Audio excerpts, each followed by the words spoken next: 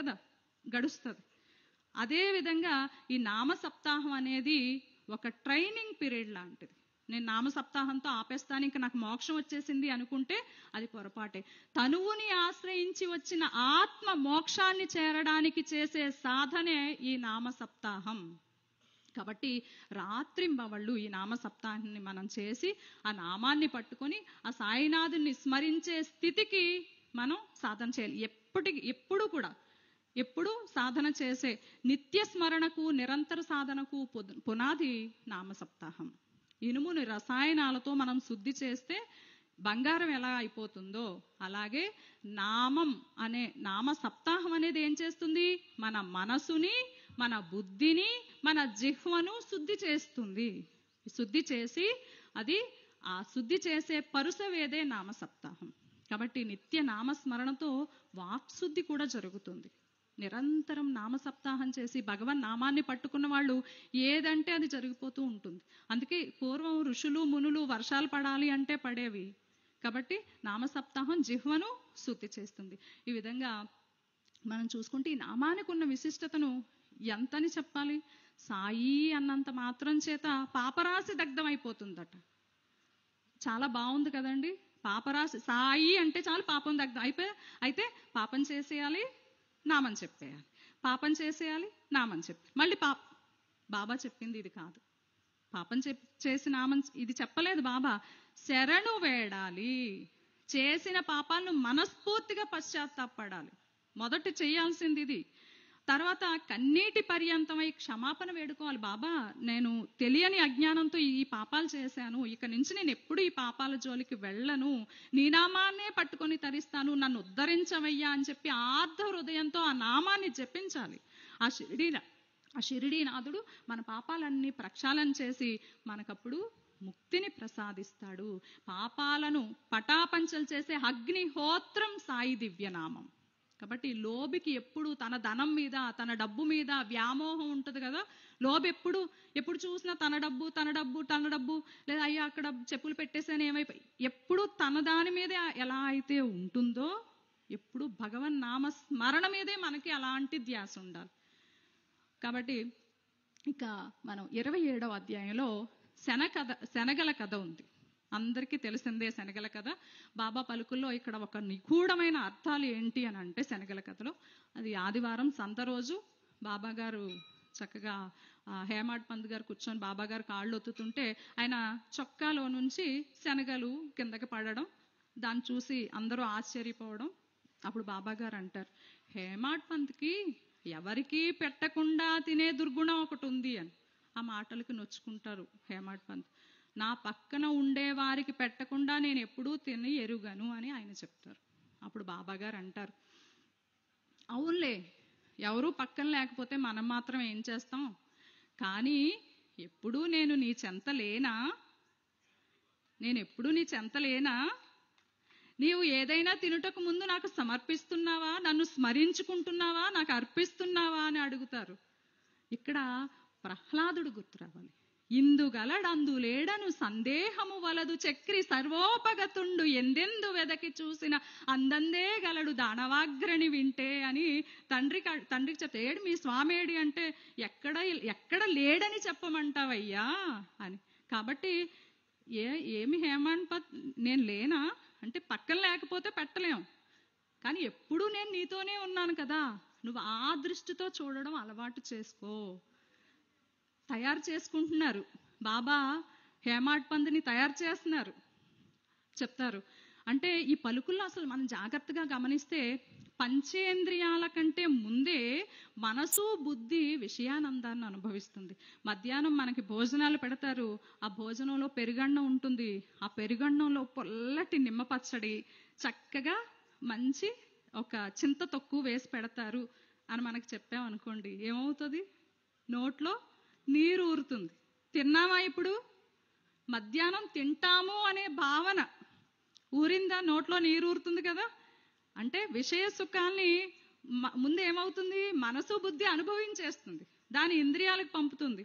ఇంద్రియాలు అప్పుడే మొదలు పెట్టేసాయి నోట్లో నీరుడం. అంటే ఒక ఆలోచన అనేది మనసుకు వచ్చేసరికి ఇంద్రియాలు రెడీ అయిపోతాయి అన్నమాట. కాబట్టి నీకు వచ్చే ఆలోచనని కూడా నాకు సమర్పించు, ఆలోచన కూడా నాకు సమర్పించు. ఎప్పుడైతే ఆ ఆలోచనని నాకు సమర్పిస్తావో అందులో ఉండే దోషాలు పోతాయి. అయితే మనకి భగవంతుడికి నైవేద్యం పెడతాం. మనం అందరం నైవేద్యం పెడతాం కదా, ఫోటో దగ్గరే పెడతాం కదా, ఆయన తిన్నరు కదా అని చెప్పి కుళ్ళిపోయినవో, పాడైపోయినవో, బూజు పట్టేసినవో పెడతామా? స్వచ్ఛంగా ఉన్నవి, ఉన్న వాటిలో శ్రేష్టమైనవే భగవంతుడికి పెడతాం. అలా పెట్టే అలవాటే మనకి మన పెద్దలు నేర్పించింది కదా, కాబట్టి అలా పెడతాం. అలాగే మనసులో వచ్చిన ఆలోచన కూడా భగవంతుడి దగ్గర పెట్టడం అలవాటైతే, అది చెడు ఆలోచన అయితే, అది మంచిది కాకపోతే మనం భగవంతుడి దగ్గర పెట్టలేం. పెడతామా? పెట్టలేం. కాబట్టి ఆలోచన ఎక్కడ త్రుంచివేయబడుతుంది? నువ్వు ప్రతీదీ భగవంతుడికి ఆలోచనతో సహా భగవంతుడికి పెట్టడం అలవాటైతే ఎక్కడ త్రుంచివేయబడుతుంది ఆలోచన అనేది? ఆలోచనలోనే త్రుంచివేయబడుతుంది. అంటే మొదట ఆలోచిస్తున్నప్పుడే ఆ పాపం ఏదైనా చెయ్యాలి అనే చెడు తలంపు అనేది మొదట ఆలోచన దగ్గరే అది త్రుంచివేయబడుతుంది. కాబట్టి ఏ విషయాన్నైనా నాకు అర్పించు, ఎప్పుడూ నేను నీ చెంతే ఉన్నాను, నాకు సమర్పించి తిను, ఆలోచనైనా తినేదైనా ఏదైనా సరే అని అంటారు బాబా. ఇలా చేయడం వల్ల ఏమవుతుంది అసలు? ఈ నామం స్మరిస్తూ మనం ఇలా చేయడం వల్ల ఏది సరైనదో ఏది కాదో తెలుస్తుంది, మన శీలం చక్కబడుతుంది, గురువుల మీద నమ్మకం పెరుగుతుంది, ఉన్నతంగా ఉత్తమంగా మనం ఎలా బ్రతకాలో అర్థమవుతుంది, మన జీవిత విధానం మారిపోతుంది, 10 మందికి ఆదర్శంగా మనం బ్రతికేలా తయారు చేస్తుంది ఆ భగవన్ నామం. మరి అంతకంటే ఇంకా కావాల్సింది ఏముంది? 10 మంది మనల్ని ఆదర్శంగా తీసుకొని మన బాటలో నడిచేలా చేస్తుంది భగవన్ నామం. ఇంతకు మించిన విశిష్టత ఏముంటుంది? ఆ భగవంతుడికి మనం అన్ని సమర్పించడం నేర్చుకోవాలి. ఆకలేస్తే భోజనం చేసేస్తాం, కడుపు నిండిపోతుంది. మనసుకి ఆకలేస్తుంది, మనసు ఆకలి అల్లరి వేగం అన్నీ ఎక్కువే మనసుకి. దానికి చిన్నపిల్లాడు లాంటిది, మీరు ఏది అందిస్తారో దాన్నే తీసుకొని ఆడుకుంటుంది. అది విషమా మంచా చెడా అనవసరం. బుద్ధి అమ్మలాగా బుజ్జగించి, నాన్న ఇది పట్టుకోకూడదురా, ఇది మంచిది కాదు, తప్పు నాన్న అని చెప్పి బుద్ధి మనసుకి బుజ్జగించి చెప్పాలి. ఆ మనసు ఏది పడితే అది పట్టుకోకుండా చేయాలి. ఈ నవవిధ భక్తుల్లో ఉన్న నామం సంకీర్తన ఇవన్నీ చాలా సులువుగా ఉంటాయిరా నాన్న, అవి పట్టుకో ఫస్ట్, తర్వాత మిగిలిన స్థానాలు మిగిలి పైకి ఎక్కచ్చు, ముందు నామాన్ని పట్టుకో నాన్న, ఇది మంచిది అని చెప్పి ఆ మనసుకి ఆ నామాన్ని రుచి చూపించాలి. అది అమృతంలా గ్రోలుతూ ఉంటుంది, ఆ నామాన్నే పట్టుకుంటూ ఉంటుంది. అటు ఇటు ఏమైనా వెళ్ళిపోతే చెప్పడానికి అమ్మ బుద్ధి ఉంది కాబట్టి ఆ బుద్ధి చక్కగా ఆ నామాన్ని సరిచేస్తుంది. మన కబీర్ దాస్ చెప్పినట్టు, తాగరా శ్రీరామ నామామృతం, ఆ నామమే దాటించు భవసాగరం, తాగరా శ్రీ సాయి నామామృతం, ఆ నామమే దాటించు భవసాగరం. అదేవిధంగా ఈ నామాన్ని పట్టుకొని మనం తరించాలి అంటే మొదటిగా ఉండాల్సింది అసలు మనకు ఆ నామం పైన, ఆ భగవంతుడి పైన నమ్మకం ఉండాలి. ఆ నమ్మకం ఉంటేనే మనం ఆ నామాన్ని పట్టుకోగలుగుతాం. కాబట్టి 29వ అధ్యాయంలో తెండూల్కర్ కుమారుడు వైద్య పరీక్షకు వెళ్ళినప్పుడు బాబా గారు చెప్తారు, నా మీద నమ్మకం ఉంచి శాంత మనస్సుతో పరీక్ష రాయమని చెప్పండి అని. భగవంతుడు నమ్మండి అంటే ఎలా నమ్మాలి అంటే, శంకరాచార్యుడికి సనందుడు అనే ఒక శిష్యుడు ఉన్నాడు.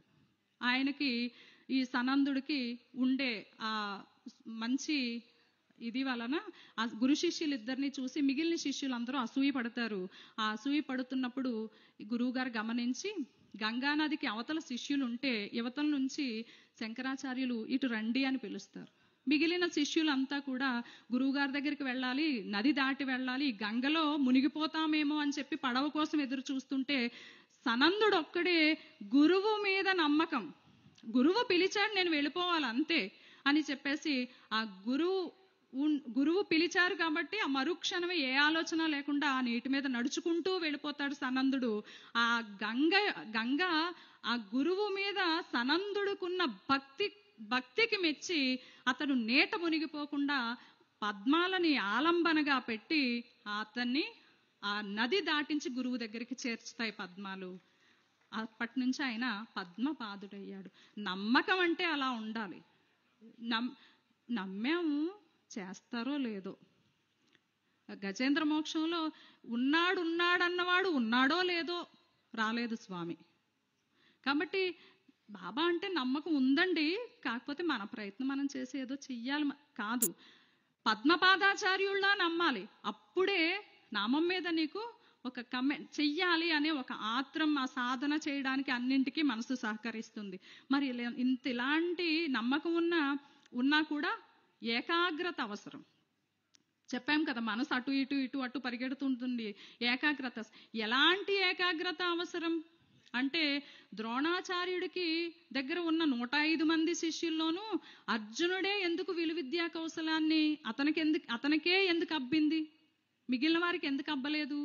చెట్టు మీద ఉన్న పక్షికి ఉన్న కంటిని గురి చూసి కొట్టండి అని అంటే దుర్యోధనుడికి, భీముడికి, ధర్మరాజుకి, వీళ్ళందరికీ చెట్టు కనబడింది, కొమ్మ కనబడింది, పక్షి కనబడింది, చుట్టూ పరిసరాలు కనబడ్డాయి. కానీ అర్జునుడికి ఒక్కడికి మాత్రమే ఆ కన్ను ఒక్కటే కనిపించింది. అది ఏకాగ్రత. మనం అలాంటి ఏకాగ్రతతో, బాబా గారి పైన నమ్మకంతో, సాయి సప్తాహం లాంటి సాధన చేస్తూ ఎప్పుడైతే మనం నామాన్నే పట్టుకొని ముందుకు ఏకాగ్రతగా, అర్జునుడి లాంటి ఏకాగ్రత, పద్మపాదాచార్యుల్లాంటి నమ్మకం, ఇవన్నీ మనం ఎప్పుడైతే మనసులో నిలుపుకుంటామో అప్పుడు మనం బాబాని గట్టిగా పట్టుకోవచ్చు. అక్కడ ఆయన పారిపోకుండా మనం పట్టుకునే స్థితికి మనం చేరుకోవచ్చు. ఆ సాయినాథుని అమృతాన్ని మనం గ్రోలొచ్చు.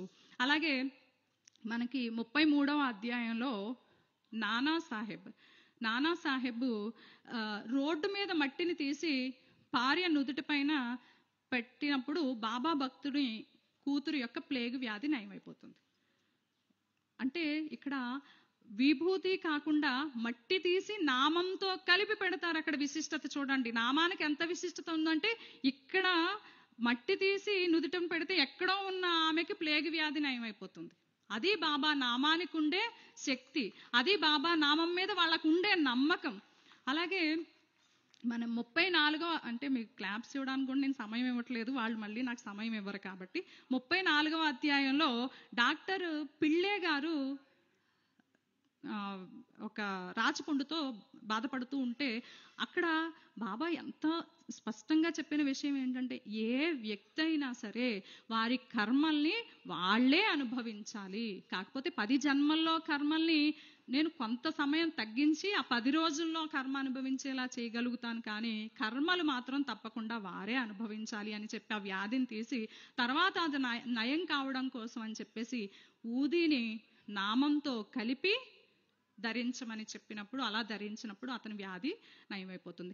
అలాగే శ్యామ మరదలు జ్వరం వస్తే వారికి కూడా ఊదిని ధరించి, నామంతో కలిపి ఊదిని ధరించమన్నప్పుడు, ఇక్కడ ఊది ఒక్కటే ధరిస్తే అక్కడ మట్టి ఒక్కటే ధరించలేదు, నామంతో కలిపిన ఊదిని ధరించారు. మనం ఎప్పుడు ఊది ధరించిన నామాన్ని స్మరించుకుంటూ ధరిస్తాం కదా, అలాగా నామానికి అంత విశిష్టత ఉంది. మనలో ఉండే రోగాల్ని కూడా నయం చేసుకునే శక్తి ఆ నామానికి ఉంది అని చెప్తారు బాబా. ఇక్కడ బాబా గారు ఇప్పటి వరకు చెప్పినవన్నీ బాబా గారే చెప్పారు. మళ్ళీ బాబా గారే 31వ అధ్యాయంలో ఏం చెప్తున్నారంటే, ఎవరైతే అంత్య దశయందు నన్ను జ్ఞప్తి ఎందుంచుకుంటారో వారు నన్నే చేరుదురు అంటారు బాబా. అసలు చనిపోతున్న చివరి క్షణంలో మనకు భగవంతుడు గుర్తొస్తాడా? ఒక 3 రోజులు నేను షిరిడీ వెళ్తున్నాను, ఇక్కడ అమృతాన్ని గ్రోలుతున్నాను, సాయి భక్తులు కనిపిస్తారు, సాయి నామాన్ని జపిస్తారు, సాయి క్విజ్ పెడుతున్నారు, అసలు సాయి సాయి సాయి ఇటు చూసినా సాయితోనే అయిపోతుంది. 3 రోజులు మేము వెళ్ళొస్తాం, మళ్ళీ ఇంటికి వెళ్ళిపోతాం మనం. కానీ వచ్చేటప్పుడు ఇంటి దగ్గర ఎన్ని జాగ్రత్తలు చెప్పొచ్చామండి? ఇంటి దగ్గర వాళ్ళకి బోలెడు జాగ్రత్తలు చెప్పొచ్చాం. జాగ్రత్త అంటాం, తాళాలు అంటాం, తలుపులు అంటాం, ఇవన్నీ చెప్పొస్తాం. చివరి క్షణం అసలు చనిపోతామన్న విషయమే తెలియదు మనకి. ఒకవేళ తెలిసింది అనుకుందాం, నామస్మరణ మీద ఉంటుందా? లేకపోతే నాయనా మీరు కొట్టుకోవద్దు నాయనా, ఆదర్శంగా ఉండండి నాయనా, అక్కడ వాళ్ళకి డబ్బులు ఇచ్చాను, వీళ్ళకి ఇది చేశాను అది చేశాను కొంచెం చూసుకోండి, ఇవి చెప్తారు. కానీ నామస్మరణ మీద అసలు మనసు ఉంటుందా? కాబట్టి ఉంటుందా అంటే, అలా ఉండాలి అంటే ఏం జరగాలి? ఆ భగవంతుని నామాన్ని ఆర్తితో మనం ఆ చివరి క్షణంలో స్మరించగలమా? అసలు ఇలా చెయ్యాలి అని అంటే ముందు ఇప్పుడు చెప్పినట్టు ఏకాగ్రతతో సాధన చేసి ఎల్లప్పుడూ జపించి జపించి జపించి ఎప్పుడైతే మనం ఉంటామో ఆ మనసుకి ఆ రుచి, నామ సంకీర్తన చేసే రుచి అనేది ఎప్పుడైతే అలవాటు పడిపోయి ఉంటుందో, ఆ అమృతాన్ని మనం గ్రోలుతామో, ఎల్లవేళలా నామాన్నే స్మరిస్తూ ఆ నామాన్ని మనసుకు అలవాటు చేసేసి ఉంటామో, అప్పుడు ఖచ్చితంగా ఆ నామ సప్తాహం చేసి ఆ శిక్షణనిచ్చి ఏకాగ్రతతో ఎప్పుడైతే నామాన్ని స్మరించి మనసుకి బాగా అలవాటు చేసేసి ఉంచుతామో, అది అప్పుడు ఖచ్చితంగా చివరి క్షణంలో స్మరిస్తుంది నామాన్ని. లేదు లేదు జీవితం అంతా నార్మల్గా వదిలేసి చివరి క్షణంలో తలుచుకుంటానంటే రాదండి నామనామం, సాయి నామం రాదప్పుడు. ముందు శిక్షణ ఉండాలి. ఏకాగ్రతతో ఎప్పుడు చూసినా భగవాన్ సాయిరామ్ సాయిరామ్ సాయి, ఎప్పుడు చూసినా సాయి సాయి సాయి అన్న వాళ్ళకి పిలిచినా ఆ సాయిరామ్ చెప్పండి. అసలు ముందు వెనక కూడా మనకు సాయిరామ్ సాయిరామ్ సాయిరామ్ అనే వచ్చే స్థితి వచ్చేస్తే అనొద్దు అన్నా మనం అనలేం. ఆ చివరి క్షణంలో మీరు అనకూడదు అన్నా కూడా అది వచ్చేస్తూనే ఉంటుంది. అంత తర్ఫీదు జీవితాంతం ఇస్తేనే చివరి క్షణంలో అనగలుగుతాం. అలా అంటేనే బాబాలో మనం ఐక్యం అయిపోతాం. అదే చెప్తున్నారు బాబా. సాయి అనండి ఆర్తితో, నాలో నేను ఐక్యం చేసేసుకుంటాను. ఎప్పుడు? చివరి క్షణంలో. చిన్నగా చెప్పేశారు, చివరి క్షణంలో సాయి అనండి ఐక్యం చేసేస్తానని. ఆయన నిన్న ఏదో చాక్లెట్ ఇస్తారని అమ్మ చెప్పినట్టు చిన్నగా చెప్పేశారు. కానీ దీని వెనకున్న ఆంతర్యం ఏంటంటే, ఎంత దూరం చేసుకురావాలరా నాయన, ఫస్ట్ నుంచి నువ్వు చేసుకుంటూ వస్తే నీకు బాగా అలవాటు అవుద్ది, నేను చివరి క్షణంలో నిన్ను ఉద్ధరిస్తాను, నాలో నేను కలిపేసుకుంటాను అని చెప్పేసి చెప్తారు. కాబట్టి విజయానందతో చివరి క్షణాన్ని గమనించి అంత్యదశలో విజయానందతో రామ విజయం చదివించి భాగవత పారాయణం కూడా చేయిస్తారు సాయిబాబా. అయితే ఇక్కడ 44వ అధ్యాయంలో బాబా గారు అమృత తుల్యమైన మాటలు చెప్పారు. ఇప్పటి వరకు మనం సచ్చరిత్రలో బాబా గారు చెప్పిన పలుకుల్నే చెప్పుకుంటూ ఉన్నాం. అమృత తుల్యమైన బాబా వాక్కులు ఏంటంటే, ఎవరైతే నన్ను ఎక్కువ ప్రేమించెదరో, ఎల్లప్పుడూ నన్నే స్మరిస్తూ ఉంటారో, నా నామాన్నే ఎల్లప్పుడూ జపిస్తూ ఉంటారో, సర్వస్య శరణాగతి అన్నే నన్నే ధ్యానిస్తారో, వారికి నేను రుణగ్రస్తుడను అంటారు బాబా. ఎప్పుడు నా నామాన్నే జపించే వారికి నేను రుణపడి ఉంటాను అంటారు బాబా. వాళ్ళకి మోక్షాన్ని ఇచ్చే వరకు ఆ రుణం తీరదు, నేను మోక్షం ఇచ్చే రుణం తీర్చుకుంటాను, బాబా అని పిలవండి నేను రుణపడిపోయి ఉంటాను అంటారు బాబా. ఎలా అంటే గజేంద్ర మోక్షం చూసినట్టయితే గజేంద్రుడు చెప్తాడనమాట, నాకు ఇంకా డస్సిపోయాను నేను. ఇందాక అన్నాం కదా, ఉన్నావో లేవో అని కాదు, ఇప్పుడు నీవు తప్ప నాకు ఇతరంబులు ఏవీ లేవు, నీవు తప్ప నాకు ఇంకొకటి లేదు, మనోబలం లేదు, నాకు శరీర బలం క్షీణించిపోయింది, ప్రాణాలు పోయేలా ఉన్నాయి, ఓ ఈశ్వర కావవే వరద సంరక్షింపు భద్రాత్మక అని గజేంద్రుడు వేడుకుంటాడు. ఆ వేడుకునేసరికి ఆ విష్ణుమూర్తి ఎలా ఉన్నాడట, అమ్మవారి చీర కొంగును చక్కగా చేతికి చుట్టుకొని అమ్మవారితో కలిసి చదరంగం ఆడుతూ అలా శేషతల్పంపై పడుకొని ఆడుకుంటూ ఉన్నాడు. పిలిచాడు, స్వామి నువ్వు తప్ప వేరే దిక్కు లేదయ్యా రావయ్యా అని. లేచాడు స్వామి, కిరీటాన్ని సర్దుకోలేదు, ముంగురుని సర్దుకోలేదు, అమ్మవారి చీర కొంగును వదిలిపెట్టలేదు, శంకు చక్రాలు ధరించలేదు, వచ్చేస్తున్నాడు అంతే. ఎలా? సిరికించెప్పడు శంఖ చక్రయుగముంచేదో ఈ సంధింపడే పరివారంబును జీరడు అబ్రకపతిన్ బన్నింపడా కర్ణికాంతర దమ్మిల్లము చక్కనొత్తడు వివాద ప్రోర్దిత శ్రీకుచోపరి చేలాంచలమైన వీడడు గజ ప్రాణావనోత్సాహి అయి. ఆ ప్రాణాలు కాపాడడానికి ఆ విధంగా స్వామి వచ్చేస్తుంటే స్వామివారి చేతిలో అమ్మవారి చీర కొంగుండిపోయింది. ఆమె చక్కగా అలా అదిమి పట్టుకొని, అమ్మాయి ఎక్కడికి వెళ్తున్నాడో స్వామి కొంచెం అడగండి అమ్మా, ఎందుకు అలా పారిపోతున్నారు కొంచెం స్వామిని అడగండి అమ్మా అంటే, అడిగేదనని కడువడి జను అడిగిన తన మగడు నుడువడని నెడ ఎడగన్ వెడవెడ జడమిడు తడబడ నడుగిడు నడుగిడదు జడిమ నడుగిడు నెడలను.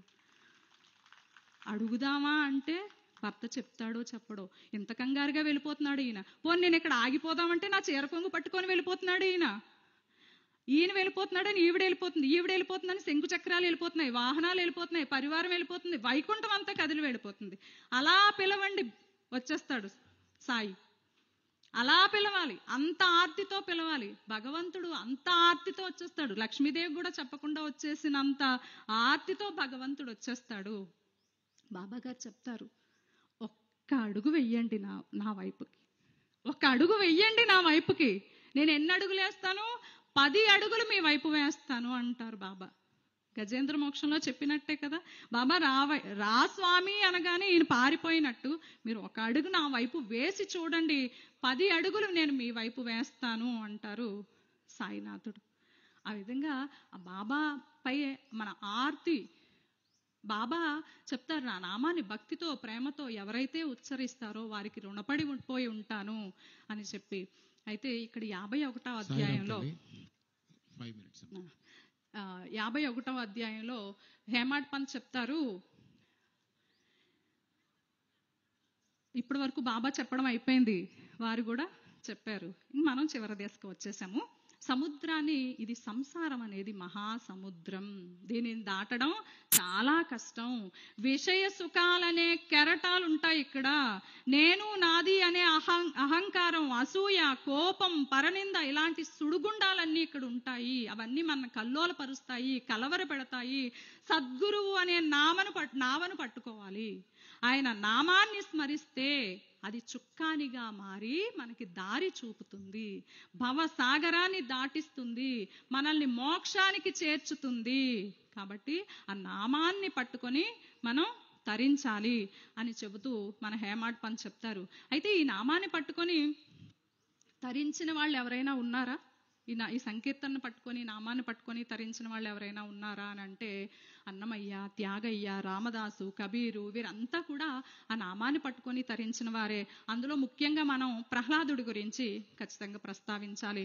ఆ స్వామిని ఏ టైంలో, ఏ సమయంలో ప్రార్థిస్తున్నాడో ప్రహ్లాదుడు చూస్తే కొంచెం నిరోధించి, ఆ సమయంలో ఏ చాక్లెటో అవో ఇవో ఇచ్చేసి వాడిని కొంచెం మనసు మరలిద్దాం అనుకుంటారు గురువులు. ఆటలాడినా, పాట పాడినా, మాటలాడినా, పలకరించినా, ఎప్పుడు చూసినా శ్రీ విష్ణు శ్రీ విష్ణు ఆయన భగవన్నామాన్నే స్మరి.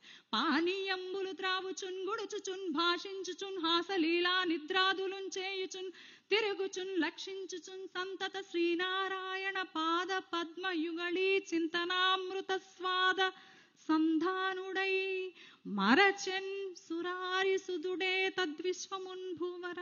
మొత్తం మరిచిపోయాడయ్యా నీ కుమారుడు.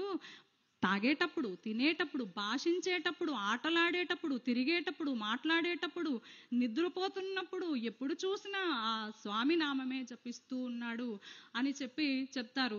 ఆ విధంగా ప్రహ్లాదుడు ఏ విధంగా అయితే ఎప్పుడు భగవంతుణ్ణే స్మరిస్తూ ఉన్నాడో, అలాగే మనం కూడా ఎప్పుడు సాయినామాన్నే పలుకుతూ పలుకుతూ పలుకుతూ ఒక ప్రహ్లాదుడిలా మారిపోవాలి.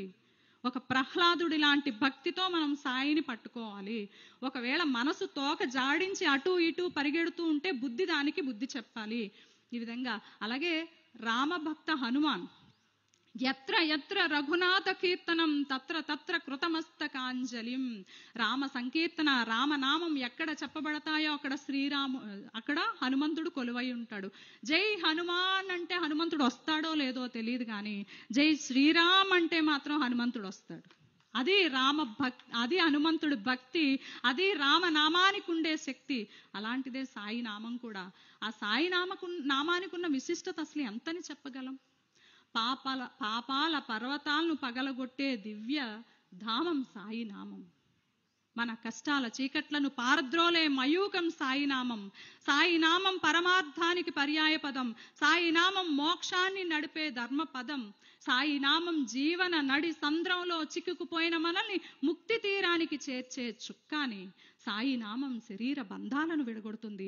సాయి నామం కోటి చెడు వాసనలను సమూలంగా పెకలించి వేస్తుంది. ప్రయత్నపూర్వకంగా నామాన్ని జపించడం ఉత్తమం, అది అలవాటుగా మారిపోతుంది. అంతఃకరణాన్ని శుద్ధి చేయడానికి నామం కంటే మరో సులభ సాధనం అనేది లేదు. నామం జిహ్వకు భూషణం. సాయి నామ జపానికి స్నానంతో పని లేదు, విధి విధానాలేవి అవసరమే లేదు. ఇంద్రియాలను శక్తివంతం చేస్తుంది సాయి నామం. సాయిబాబా నీళ్లతో దీపాలు వెలిగించినట్టే సాయి నామాన్ని మనం పట్టుకుంటే మన పాపాలు కూడా ఆయన తొలగిస్తారు. ఓం జై సాయిరామ్. ఓం సాయినాథ, షిరిడీవాస, అఖిలాండ కోటి బ్రహ్మాండ నాయక, ఓ సమర్థ సద్గురు, ఓ సాయి నారాయణ, నా మనసు అటు ఇటు పరిగెడుతూ దేనిని కోరకుండుగాక. గంగా యమున సంగమ సమానమైన నీ చరణ సేవ తప్ప మరి ఏ ధ్యాస నా మనసు యందు ఎల్లప్పుడూ నిలవకుండా నీ పాదసేవ మాత్రమే ఉండేలా చేయి స్వామి. నా హృదయం సాయి నామం స్మరిస్తూ ఈ భవసాగరాల్ని దాటే శక్తిని నాకు ప్రసాదించు స్వామి. ఓం శ్రీ సాయిరామ్. ఒక పాట పాడి ముగించేస్తాను. సాయిరా చిన్నదే చిన్నదే. ఓకే, వాళ్ళు అడుగుతున్నారు. ఓకే, నేను అవకాశం ఇస్తే మళ్ళీ పాడతాను. నేను రాసుకున్న పాటే కుదిరితే పాడతాను. జై సాయిరామ్.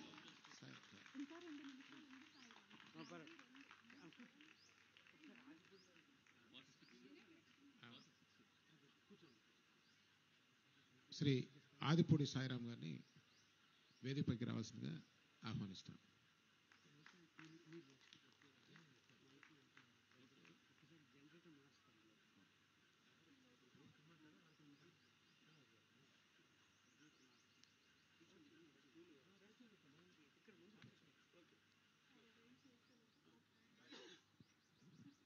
అందరూ దయచేసి గమనించాలి, ఇక్కడ జడ్జి చేయటం అంటే కత్తి మీద సాము లాంటిది. ఎందుకంటే సాగే ప్రవాహాన్ని ఆపటం మాకు కూడా చాలా బాధగా ఉంటుంది. కాకపోతే ఏంటంటే కార్యక్రమ నిర్వహణలో అందరికీ అవకాశం ఇవ్వాలి కాబట్టి ఒక్క నిమిషం చూస్తాం. అంటే మన టైం వేరుంటుందండి, ఇక్కడ పెట్టిన టైం ఈ వాచ్ ప్రకారం ఫాలో అవుతుంటాం. దయచేసి ఏమనుకోకండి. నాకు తెలుసు ఆ కష్టం ఏంటో.